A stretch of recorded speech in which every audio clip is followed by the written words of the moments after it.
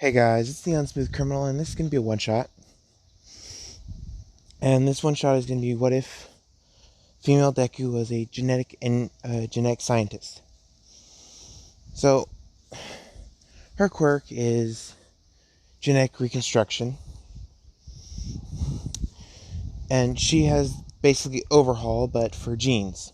That's it. And before I completely get into it, I want to give you guys a quick update. So, I have set up the uh, software so you guys can get a live stream tomorrow because I gotta wait friggin' 24 hours. Ugh. But I set it up. Uh, so hopefully, guys, you can join. It's gonna be from noon to 3. Hopefully tomorrow from noon to 3. If not, I'm probably gonna do it really early Sunday because for me tomorrow's Saturday. Hopefully, I can get it done tomorrow. I've been wanting to do a live stream of Choose Your Own What If, and well, there we go. Soon gonna happen. Remember, mark it on your calendars if you want. You don't have to if you want. I may go from 9 to 3 Sunday. 6 hours on a live stream. But I'd need to see if the Discord works on the live stream. So,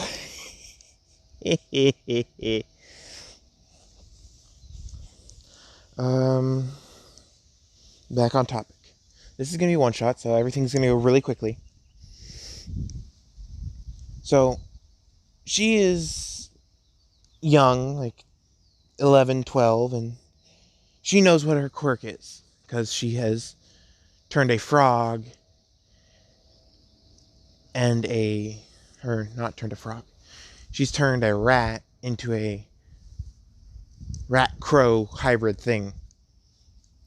So, yes. So she knows what her quirk can do and what it is. So she's like, okay, what now? So she thinks, what if I take the good parts of some animals and give myself those parts so I can get stronger? So she looks up the fastest bird in existence. And I don't know what it is, but I know that the American I think it's bald eagle, or it's just eagle, is the fastest straight flyer, and the raven is the fastest diver. So she gets one of those birds, and she uses it and takes a bit of the blood from the bird. Oh, crap. And starts experimenting with herself. And at night, she was really tired, and she ate a lot of food. And overnight, she grew a pair of wings. And she saw this and was like, cool. Because she modified her genetic code to give her a pair of wings. So she does so many experiments with herself that she looks like an amalgamation of different creatures, like you see in this picture. And I'm going to just say that there's a certain kind of animal or a certain kind of insect that has a carapace that uses minerals, like metal minerals. So she kind of made herself get genetic armor. So she can grow the armor at a minute, on an instant, or in an instant of just wanting armor, and she can shed it basically. But it's full iron. It's pretty much, once she does it, she's gonna be low on iron. Like if Tetsu keeps up his his hardening too long, he gets an iron deficiency, and he can start cracking. So she does that, and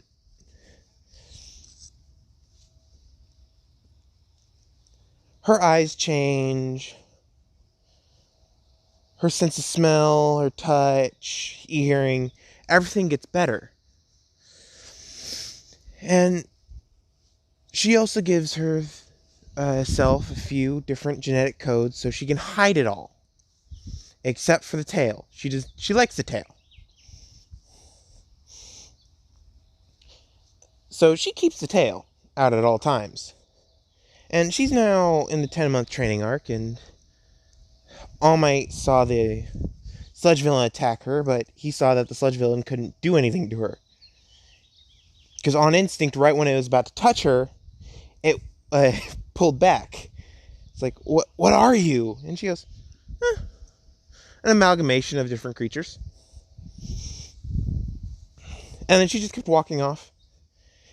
And All Might goes, I'm here. And he dismisses it. Like, the villain is not attacking either another villain or a civilian that he just doesn't like. Or that he likes. So he's going to question her later if he sees her again. He doesn't see her again. And the beach is already clean because she wanted to test herself to see how strong she is. So we go to the entrance exams, and she gets there, and she does the test, and she's super smart. So she answers it 100%, even correcting some of the grammar that Nezu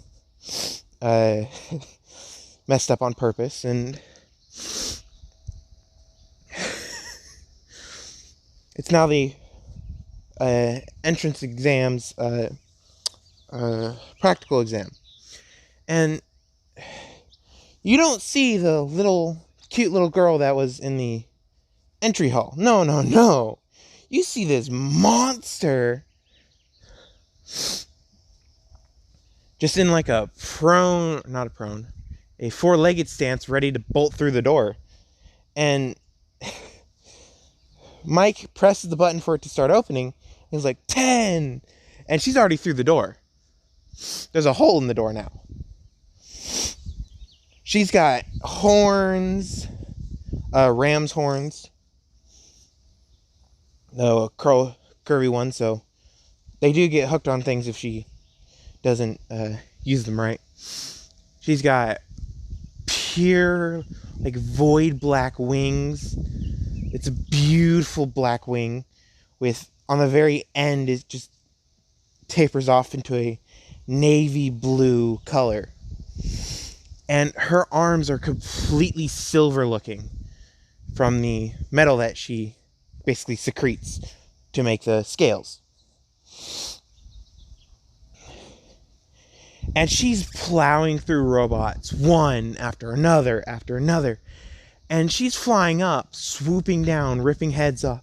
She's just being a monster in the fighting. So she's like, okay, I got enough points. I got 120 villain points. Like 2 hero points at least, because I saved 2 people. Don't know how much hero points are worth, so let's just wait and see. And she just sits on the top of a roof. And her scales are gone. She's eating a protein bar. Because you need protein and iron to do this. So she's eating a protein bar that's high in iron and protein. So she can recover quickly. And she has her wings out and her tail, because her tail never goes away. And she's already shed her leg armor and her arms armor. So she waits, and she starts hearing the rumbling and the churning of tank treads. And she looks over and barely sees, but still sees the top of the 0-pointer. And she goes, cool. So she gets ready, and after eating that bar, she can digest things very quickly. She summons her armor again, but it's only up to her elbow instead of her full arm. So she's like, damn it. I have to be very careful. Because she was only going to use her arms, not her legs. So She did have a backpack on. It's a very small backpack that sucks all the air out of clothes that keep it very tight. And she pulls out a pair of yoga pants, puts them on because indecency is very not liked in this society. So she puts them on, and she flies straight towards the 0-pointer, and she puts her wings away, basically, and she gets ready for a fight. And she sees someone trapped under the rubble. And she knows exactly who it is, because she's been dealing with this person for a really long time now. And she runs over and grabs the rubble, picks it up, and slams this person in the head, because they're about to yell at her. So she picks them up by the throat and throws them at a girl that she saw use a gravity quirk.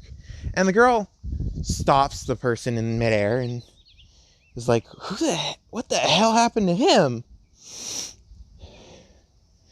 And later that day, the person wakes up and starts yelling, "Where the hell is she? I'm going to kill her!" And Recovery Girl is like, whoa, whoa, whoa. What do you mean? And he goes, "That damn Chimera bitch." And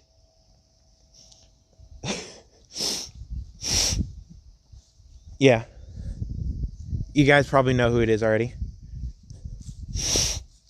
And she goes, "Well, that," and I quote, "Chimera bitch that you said is not here, and she's the one who scored the highest. So you can go congratulate her later."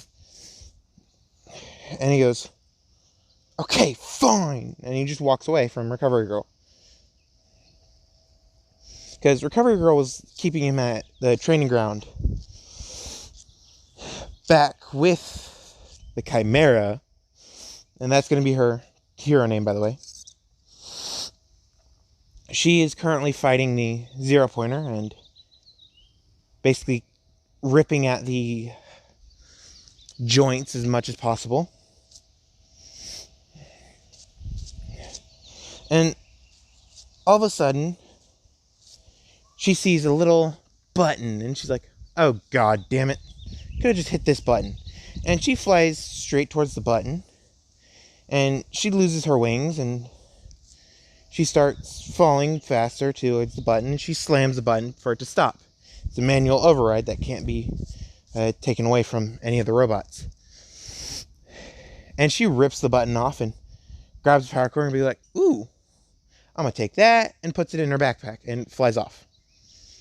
And after she put the power cord in her backpack, is "Time is up." And everybody's like, that was perfect timing. She's like, "Thank you." And good thing I hid that from the camera. So they're going to be looking for the power cord later, and they're never going to know who took it. So, well, let's go home. And she flies home, and she walks in and goes, "Hey, Mom. Hey, Dad. Oh, wait. You guys left me because I was a little maniac in your eyes. Oh, well."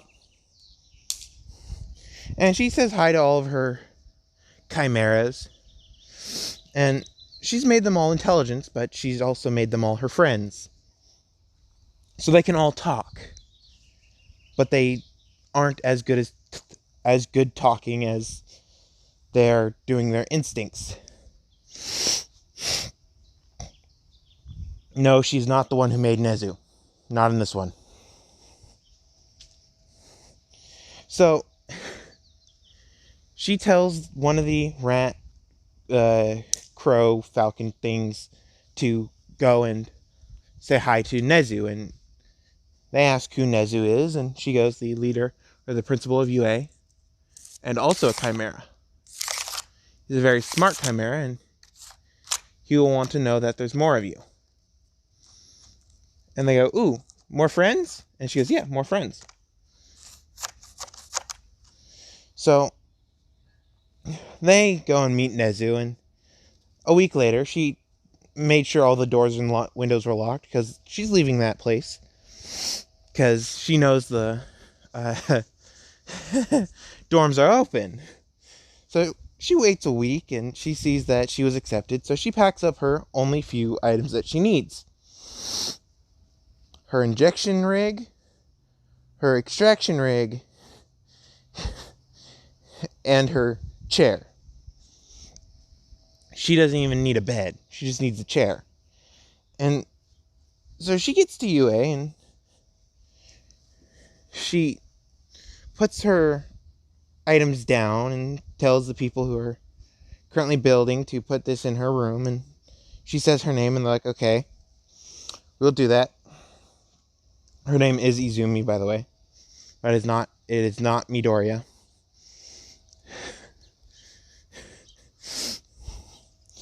So we go to Nezu, who's currently talking to his brethren, his chimera brethren, and learning what happened to them to become chimeras. And they say that their lovely creator is going to UA, and he asks who, and they say the hero named Chimera.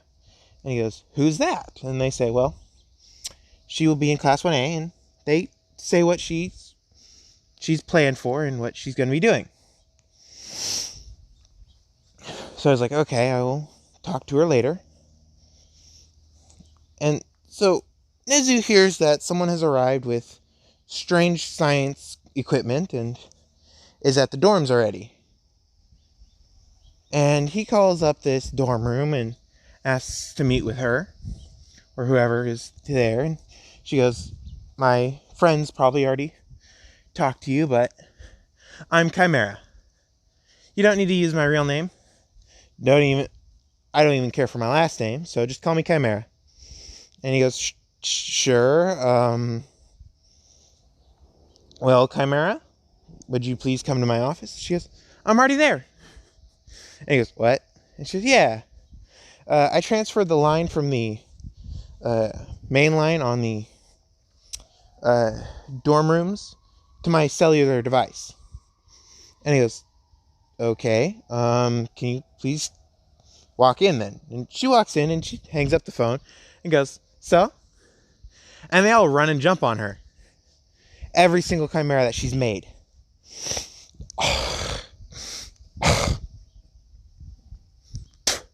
God damn it. They all run and jump on her and say how good it is to see her because she locked them out of the house. And she goes, well, I also got rid of the house, so we don't have a place to live besides here at UA. And they go, oh, okay.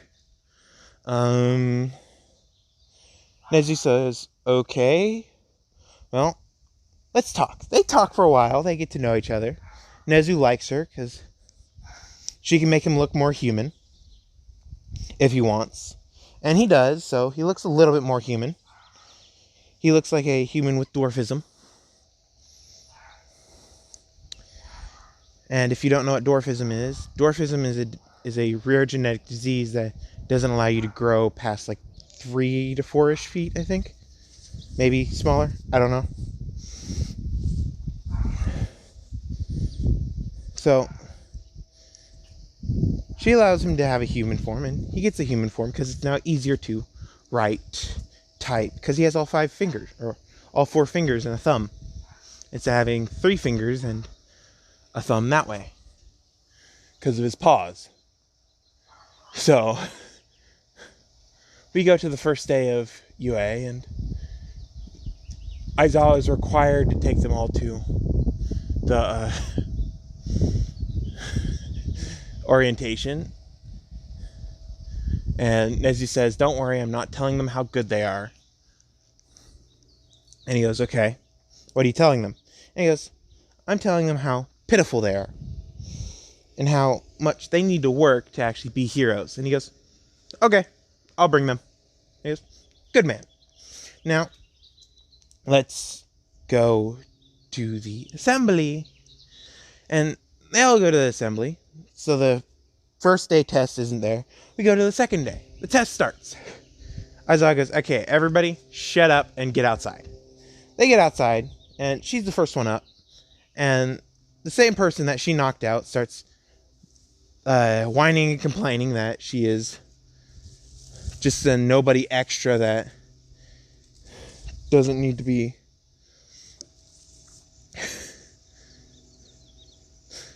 in this class, and that her quirk is so weak that she can't even do anything with it. And she goes, oh really? My quirk is that weak. So she uses her quirk to realign her genetic strands so she can show her recomposition of her genes. And this is all happening in the changing room because everybody was walking at the same pace to the locker room. They walk in, and she doesn't need any gym clothes. And she takes off her clothes, and the entire genetic chimera that she is now takes form. And she walks out. And everybody's like, what is her quirk? And she pops back in saying, well, my quirk is very, very weird. My quirk is called genetic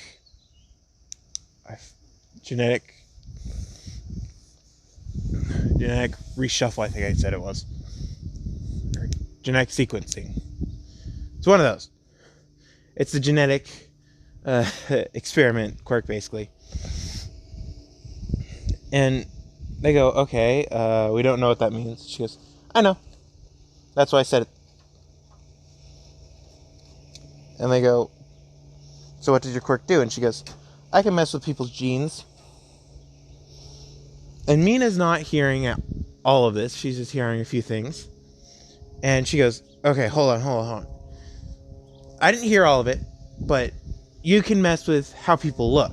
And she goes, yeah, and you look perfectly fine like that. No need to change you. And she walks out. Completely.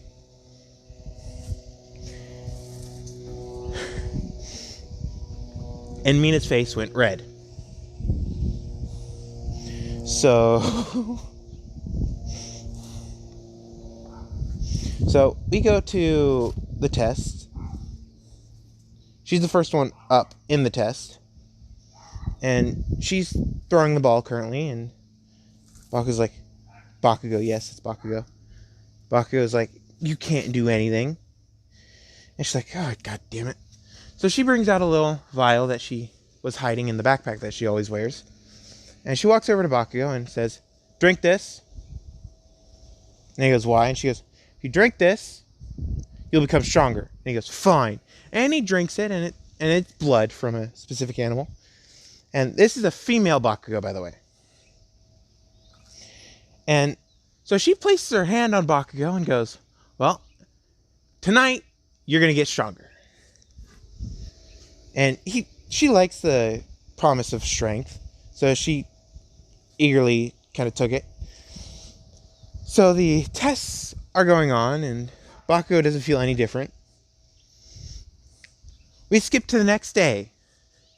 Bakugo wakes up, and every 10 sentences on instinct, she goes, meow. And she doesn't know this. She doesn't notice at all.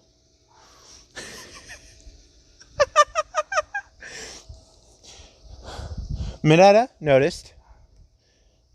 Kaminari noticed. Kirishima noticed. Mina noticed. Momo noticed. Hagakure definitely noticed. Because Hagakure always has the Cheshire quirk. That's canon in my AUs every time. That's canon. No matter what AU you're talking about, it's canon. Everybody noticed except for Bakugo. And the entire time, Izumi is laughing her butt off because she kind of tricked her and not tricked her at the same time. She didn't get any more physically strong. She didn't get any more physical strength. She got all reflexes and instincts. She boosted them, even though they're wild animal already. She boosted them to be so strong that if someone threw a punch behind her, she would instinctively catch it and react to it. So she's extra strong in this one.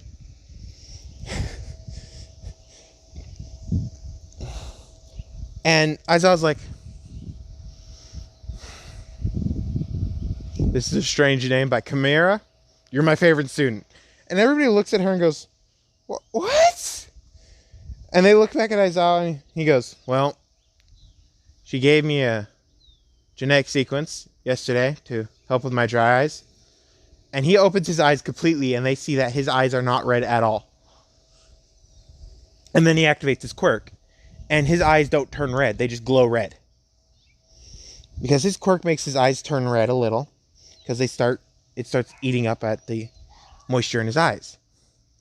And they ask, what genetic sequence did she give you? And he goes, snake, I think. And she goes, yeah, I gave you the film over the eyes of a snake because, well, they got to keep their eyes open at all times. So why not? And you can still blink, but it's going to feel weird if you blink more than once because then the film retracts into the side of the eye sockets, which you're not used to. So I don't suggest you blink more than once in succession. And he goes, okay, that kind of makes sense. And she goes, and by the way, when he gets here, I need to give him this. And Aizawa knows exactly who she's talking about. And he goes, well, he's going to be here in 5 days. And she goes, okay.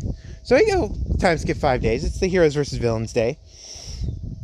And All Might walks in and he goes, I am here. And she goes, no, you're not. And pulls him out of the room. And he's like, what are you doing? And she goes, drink this and let me touch your forehead. And he goes, okay. And so he drinks the vial and yes, blood. And she touches his forehead and she goes, well, tomorrow that thing on your chest is gone. And he goes, what thing? And she pulls up his shirt because she knows about it. She could sense when creatures are injured. And she goes, that thing. And he looks down and sees what she's pointing at and goes, how'd you know? And she goes, instinct. And he goes, what? She goes, yeah, instinct. I'm more animal than I am human now. And he goes, okay. Anything else I should know? And she goes, Bakugo's a cat, since the last time you saw her. Aizawa has snake DNA in him too, so he can keep his quirk active pretty much indefinitely. He just needs to keep drinking. And All Might's like, damn, you're strong. And she goes, yeah. The next thing that needs to be done is to show off Nezu's human form. And he goes, wait, what? And she goes, yeah. Nezu's been hiding it, but he now has a human form. And he goes, okay. Why hasn't he been using it? She goes, he has. Not in front of people, though, because he's smart enough to not show his human form in front of normal people. And I'm tempted to give everybody in this class an upgrade, except for Aoyama. And he goes, why not Aoyama? And she goes, well, I have a bad feeling about Aoyama. And he goes, what is this bad feeling hinting towards? And she goes, I don't know. I just have a bad feeling about him. And I think I remember canon. Aoyama was the traitor. I think. I don't know. Ugh.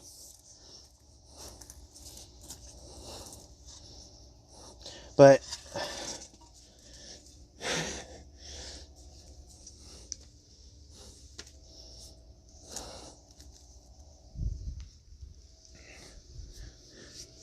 so over the next few days after the Heroes vs. Villains, which I'm going to skim over real quickly, she's upgrading everybody. In the Heroes vs. Villains, she's teamed up with Momo, and the enemies are Mina and Hagakure. And Momo is worried that her quirk won't be significant enough, and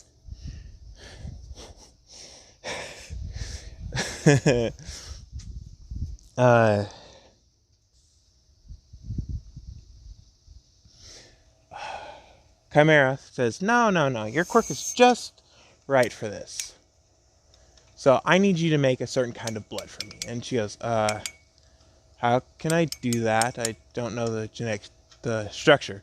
And she goes, oh, don't worry. I have the structure all mapped out. So here's the structure. And she pulls out a card with a genetic structure, what it composes of, and everything Momo needs to know to make this blood. And she makes this blood, and it's not living because it's just made from just putting together random materials. And she really just needed the genetic code from the blood. So she says, okay, now drink it. And Momo goes, I don't want to. And she goes, if you don't drink it, I can't upgrade you. Oh, and she yells up to Hagakure because it's not past the 5 minutes. Hagakure comes down and goes, yes. And she goes, I need you to drink a little bit of this. And she splits the blood into 2 vials and she gives it to both of them. Momo hesitantly drinks this. Hagakure's like, sure. And she drinks it immediately. And Shida is the genetic combination between the bloods, and Momo, her blood type was AB positive. Now it's O negative. She wanted to make sure that everybody that she is testing on has basically the same blood, so they can, if they need it, they can donate to each other on instinct. Not instinct, on necessity. So everybody except for Aoyama has a O negative blood throughout Class 1A. Which I think would be a cool add-in to any What If, listing their blood types. Because, well, blood types are kind of important for heroes. If they're a rare blood type, wouldn't they just go to the blood banks more than other people? So they're out of the spotlight more often? So they all fight. They all have fun. And it's now the USJ. And she goes, oh, crap. And she looks at Aizawa, and Aizawa gets this feeling and looks at her. And they both nod at each other, just signifying that they already know. And Aizawa calls up All Might immediately and says, well, are you feeling better? And he goes, much. And he goes, well, we need you here now. And he goes, I'll be there in 2 minutes. And he goes, wow, you are much better because that's your fastest time. And he goes, yes, I'll be there. So 2 minutes pass. He walks in first. And Shigaraki's like, ha, we caught you in our trap. And he didn't know, but there was someone on his back. And the door slams shut, and Kurogiri teleports behind him. Like, if you try to escape, I'll just teleport you back down there. And he sees the little girl, and she jumps on Kurogiri and force feeds him a vial and makes him go back to normal. So he doesn't have the warp quirk anymore. And yes, this is still Aizawa's friend. So he drops to the floor. He loses the mist. He's genetically stable now. He doesn't have the warp quirk anymore. And All Might's like, what did you do? And she goes, well, I turned a dead body back into a dead body. So, yeah. And he goes, really? And she goes, yeah. He was genetically unstable, so I stabilized him. Which meant I got rid of his other quirk. His most useful quirk to that child-like creature there. And she goes, why is he so handy? Are you a necrophiliac? And he starts being like, you cheated. And she goes, I think he's lost it. All Might, I think it's best if you just knock him out. And he goes, I was thinking the same thing. So he quickly knocks out Shigaraki, and Shigaraki's taken into custody. So the LOV loses its leader, and Shigaraki is interrogated by someone who has a interrogation quirk, and his decay quirk is changed. And it's changed to the point where he only needs to touch with one finger, but if he touches with more than one finger, it doesn't activate. They cancel each other out. So when he grabs stuff, he grabs with more than one finger at a time now. So he thanks her for changing how his quirk activated, and she goes, well, I can't give or take quirks. I can change people to resemble genetically more either adaptive creatures or to change what body part does what. And so I just changed your quirk's body part trigger to one finger, but if there's two fingers on a target, nothing happens. And he goes, thank you, thank you, thank you. So we skip to the sports festival. Sports festival finishes like canon, but she's on number 1. Bakugo's number 2. And Bakugo's a lot nicer in this one because, well, she kind of gave her a kitten's personality with the genetic code.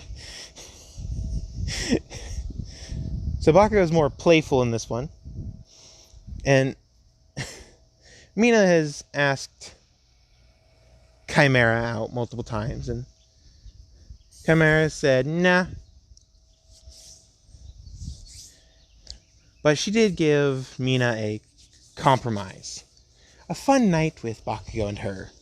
And so they have a fun night one night.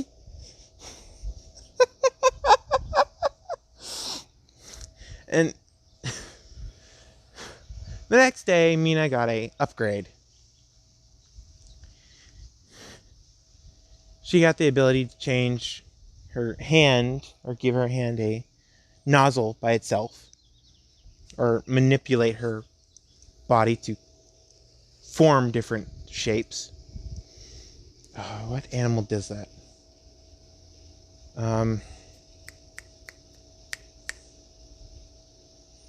Forget what animal does that. So she formed those shapes, or the shape of a nozzle in one hand, and then the other hand, same thing. And she could shoot like whatever she wants, as powerful as she wants. So we go to the teachers versus students. Bakugo and Izumi are fighting against All Might, but All Might's perfectly healed, so he has no need for a handicap. So he has complete control. He activates only 10% against both of them at once, but the most he can do is 15% without hurting them severely. So we go to training camp. Everybody passed the teachers versus students, so everybody is doing the walk or test of courage, which I would suck at. I'm halfway there. Whoa. I don't want to play FNAF. I don't want to. Please don't give me the 2000 before November. Please don't. I don't want to play FNAF. But everybody does it. There's nobody to organize an attack besides All For One. But All For One wants task Dr. Ujiko to abduct Chimera from UA so he can use her to get better. And Dr. Ujiko successfully does that, but they don't know the prerequisite to activate her quirk. So, All for One tasks her to heal him. And so she just walks up and uses her quirk. And she goes, done, and walks away. And he's like, okay, I'm healed. Why is nothing happening? And he doesn't know this, but his mind control doesn't work on her. Because she's already changed what her brain structure looks like. Looks like the structure of a snake and a bird and a dolphin. Oh, it's noon.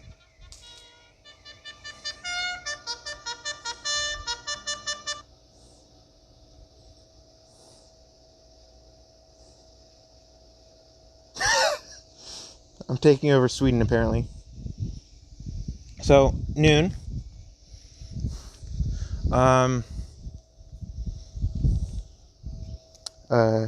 So she walks out and she acts like she's mind controlled, and she walks back to UA and she goes, well, I know where the base of All for One is. And All Might's like, what?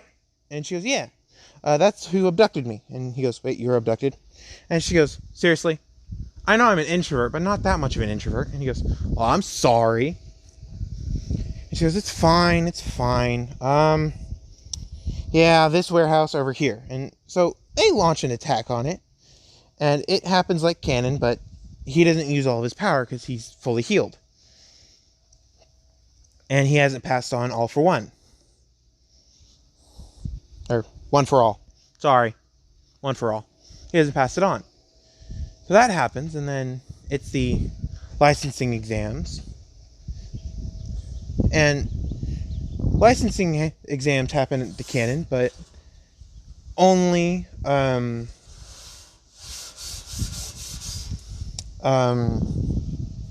Todoroki's left behind in the exams, not Bakugo, because Bakugo is a lot nicer in this one. And she looks like a kitty cat, and she meows every 10 sentences. So, people like her better.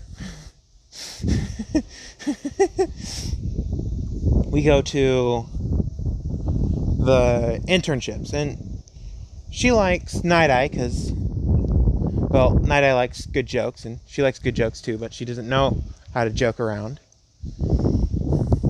So she asks Night Eye a joke, and she says before this is going to be a very bad joke, very corny joke, but this is going to be a really, really weird joke. You probably have never heard it before. And he goes, okay, try me.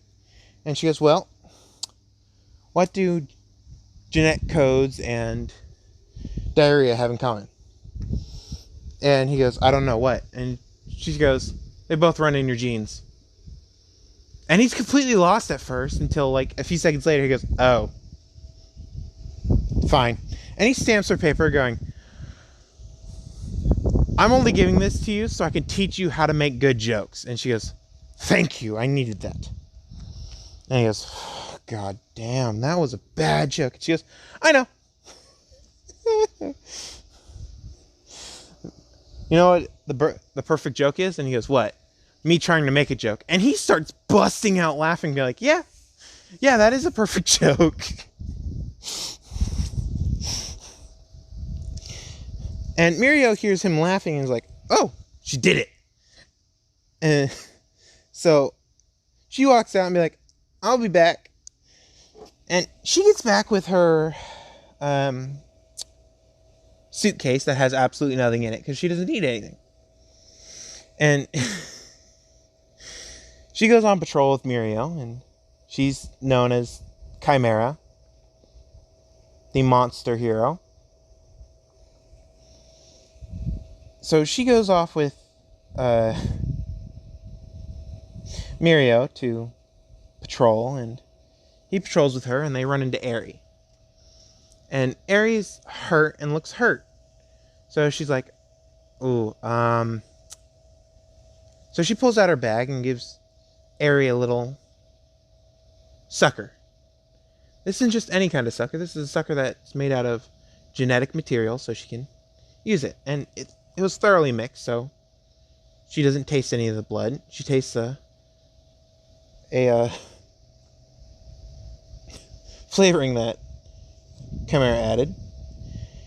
And so Chimera says, here, this is a sorry for me bumping into you. And she unwraps it and gives it to Eri, and Eri starts sucking on it, like a sucker should be sucked on. And Eri says thank you and walks away. But what Eri doesn't know is she activated her quirk on Eri, so Eri now has tougher skin, better muscle density, and she has complete knowledge of her body's inner workings. On instinct. So she knows how to control her quirk better on instinct.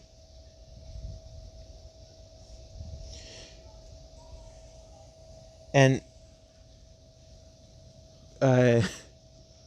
Overhaul, seeing this interaction, is like, okay, I'm just going to take the sucker away from her when she gets back to the base. So they get back to the base, and he takes the sucker away from her and stomps it on the ground and sees a red blinking light in the middle of the sucker. And it's like, oh, crap. And Night Eye saw the entire path, because she was smart enough to give Night Eye a tracker. He saw the entire path because she turned the tracker on. Saw the entire path, so he knows a back way into the Chisaikai's residence. Or Overhaul's residence. So, when they do the strike, they sandwich Overhaul into his residence, because he's only smart enough to put 2 backways. Or 2 entrances. One in the front, one in the back. So, he gets sandwiched in, and everything pretty much happens to canon, except for Night Eye dying from the stab wound. Because he was given the same treatment from Chimera as All Might. He got the same genetic sequences, so he regenerates organs completely. He just needs to be kept alive long enough to regenerate his organs. So he's kept alive long enough to actually regenerate his organs. So he doesn't die. And the sports festival happens like canon, except for female deku instead of normal male deku. So, if you guys like this one, hopefully you guys enjoyed. Talk to you guys later.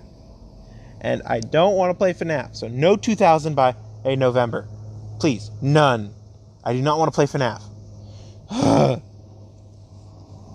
But I'll be streaming either tomorrow, which is Saturday, or Sunday, which is the next day after tomorrow. So talk to you guys later. Bye!